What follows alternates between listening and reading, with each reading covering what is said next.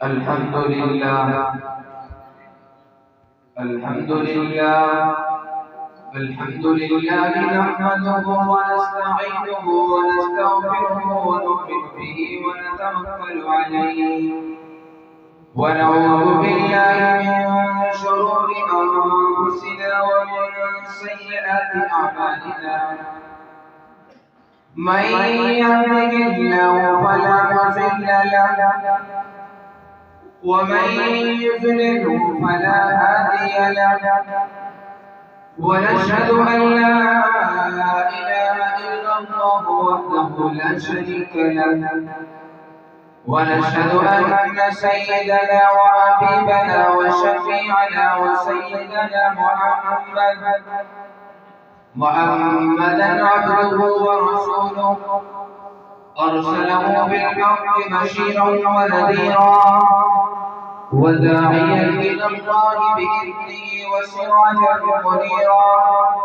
وصلى الله تعالى على خير خلقه محمد وعلى آله وأصحابه وسلم تسليما كثيرا أما بعد فأعوذ بالله من الشيطان الرجيم بسم الله الرحمن الرحيم أولئك حزب الله ألا إن حزب الله هم المفلحون صدق الله العظيم اٹھ شیر مجاہد ہوش میں آ تعمیر خلافت پیدا کر تو بھی ترقی دنیا میں اسباب تجارت پیدا کر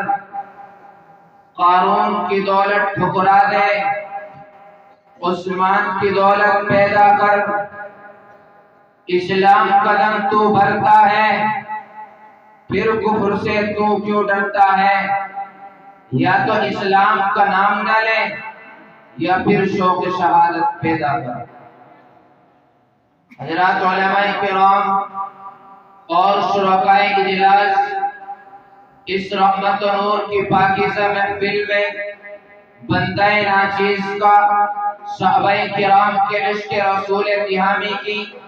داستان پرکشش پیش کرنے کا ارادہ ہے اللہ مجھے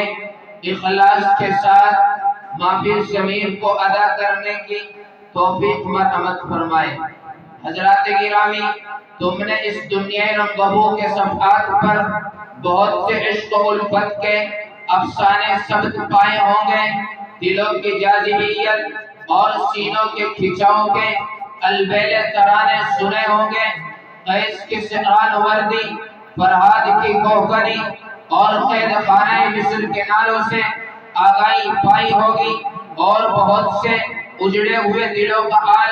سنا اور پڑھا ہوگا لیکن آج میں اس عشق داستان پیش کرنا چاہتا ہوں جو اپنے عشق میں 100% کامیاب ہو چکے جن کی عشق کامیابی کا اعلان خود خداوند قدوس اپنی کتاب جاودانی میں ہمیشہ کے لیے محفوظ کر چکا جن کی عشق کامیابی کا اعلان کہیں اولئک هم الراشدون کہہ کر بیان فرمایا کہیں اولئک هم المفلحون کہہ کر بیان فرمایا کہیں اولئک هم الصادقون کہہ کر بیان فرمایا کہیں رضی اللہ عنہم کی سوغات عطا کر کے فرمایا اور کہیں السابقون الاولون کے سنہرے الفاظ میں انسانیت کے سامنے پیش فرمایا اور کہیں ان کے عشق داستان کو اس طرح تقویت پہنچائی کہ اور لوگوں کان کھول کر سن لو مشرق والو تم بھی سن لو مغرب والو تم بھی سن لو شمال والو متوجہ ہو جاؤ فقیر ہو کے شہنشاہ مالدار ہو کے غریب غلام ہو کے آقا عربی ہو کے عجمی غرض یہ کہ کائنات میں کسی علاقے اور کسی نسل سے ہو اس کا ایمان کامل اور مکمل نہیں ہو سکتا جو صحابہ کرام کی ادا پر خود کو نچھاور کرتے ہیں حضرات وقار صحابہ کرام کے اندر وہ کیا ادائیں تھی جن کی بنا پر اللہ تعالیٰ نے ان سے خوشنودی کا اعلان فرما دیا۔ یہ سب کچھ اس لیے ہوا کہ صحابہ کرام نے محبوب خدا صلی اللہ علیہ وسلم کے لائے ہوئے دین کی خاطر اپنی جانوں اور اپنے مالوں کو وقف کر دیا۔ رحمت للعالمین صلی اللہ علیہ وسلم کی رضا کی خاطر اپنے جگر کا خون پیش کرنے کو ایک معمولی سی چیز سمجھتے تھے، اور ان کی پکار رہتی تھی کہ نکل جائیں دم تیرے قدموں کے نیچے، یہی دل کی اصلت، یہی آرزو ہے۔ حضرات، میں چند صحابہ کے عشق و محبت کے واقعات آپ کو بتاتا چلوں، جن سے آپ اندازہ کریں گے کہ کس درجے کی محبت صحابہ کرام کے اندر آپ صلی اللہ علیہ وسلم کی موجزن تھی۔ حضرت بلال حبشی رضی اللہ عنہ نے جب اسلام کی شمع پر بدایت کا سبق پڑھا اور القا بغوش اسلام ہو گئے، تو کفار مکہ نے اس پاداش میں ان کو ایسی ایسی تکلیفیں پہنچائی کہ آسمان جن کو دیکھنے کی طاقت نہیں رکھتا تھا، جب اس عاشق رسول کو عرب کی تپتی زمین پر لٹا کر سینے پر پتھر کی بڑی چٹان رکھ دی جاتی تو زمین خون کے آنسوں کا سیلاب جاری کر دیتی، فرشتے چیخ اٹھتے، شجر و حجر کانپ اٹھتے، درندے و چرندے چہک جاتے۔ خداوند، یہ وہ بلال ہے جس کے قدموں کی چاپ جنت میں سنائی دیتی ہے۔ خدایا، یہ تیرے محبوب کا عاشق جانور اور ظالموں نے اپنے سلوک کا لقمہ بنا لیا۔ خدا کی قسم، تمام آسمان و زمین کانپ جاتے، ہر چیز پر سکتت طاری ہو جاتی، مگر واہ اے عشق احمدی کے مرکز بلال، تیری زبان سے عشق احمد کے ترانے گونج کر سارے عالم کو مست کر دیتے ہیں، اور دنیا پانی کو یہ پیغام ملتا ہے کہ بلال ٹکڑے ٹکڑے تو ہو سکتا ہے، بلال کے جسم کو پرندے تو نوچ نوچ کر کھا سکتے ہیں، بلال آگ پر دبک سکتا ہے، بلال اپنا وجود کو ختم کر سکتا ہے، مگر بلال کے سینے سے عشق محمد صلی اللہ علیہ وسلم کی آگ کوئی بجھانے والا پیدا نہیں کر سکتا۔ اسی طرح ایک مرتبہ کعبۃ اللہ میں جو ابراہیم علیہ السلام نے ایک اللہ کی عبادت کی خاطر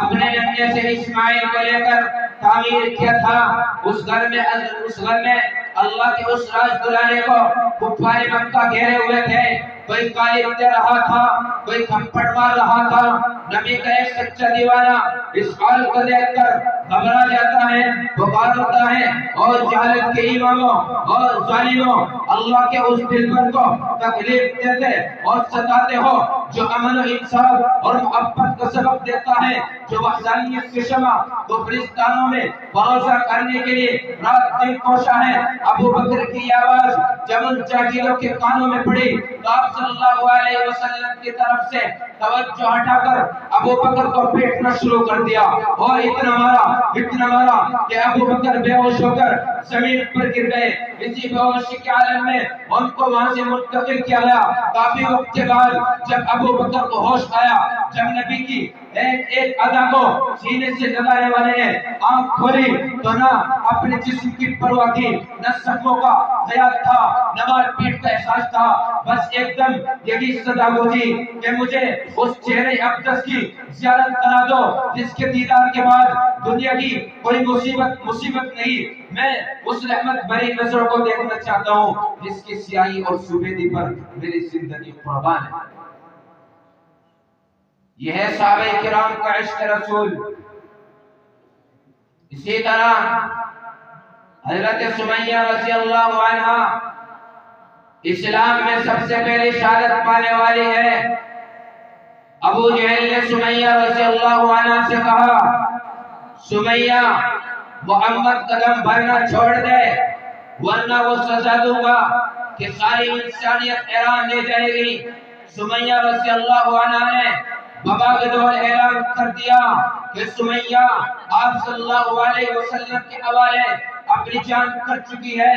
سمیہ عشق احمد کی چادر اوڑھ چکی ہے، سمیہ سب کچھ برداشت کر سکتی ہے، لیکن آپ صلی اللہ علیہ وسلم سے ایک پل کی بیزاری سمیہ برداشت نہیں کر سکتی۔ چنانچہ سمیہ رضی اللہ عنہ کے دو ٹکڑے کر دیے گئے، کوئی پرواہ نہیں کی، اور عشق احمد کبریا میں جان دے کر دونوں جہان کی نیک بختیوں کو جمع کر لیا. گویا رہائی نہ خواہین ازدام عشق کہ صد عید قربان ایام عشق. اللہ تعالی ہم سب کو صحابہ کرام جیسا عشق رسول عطا فرمائے. آمین وآخر دعوانا الحمدللہ رب العالمین. آپ سے گزارش ہے کرپیا ہمارے چینل کو سبسکرائب کریں، بیل کو دبانا نہ بھولیں اور لائک کریں، کمنٹ کریں اور شیئر کریں.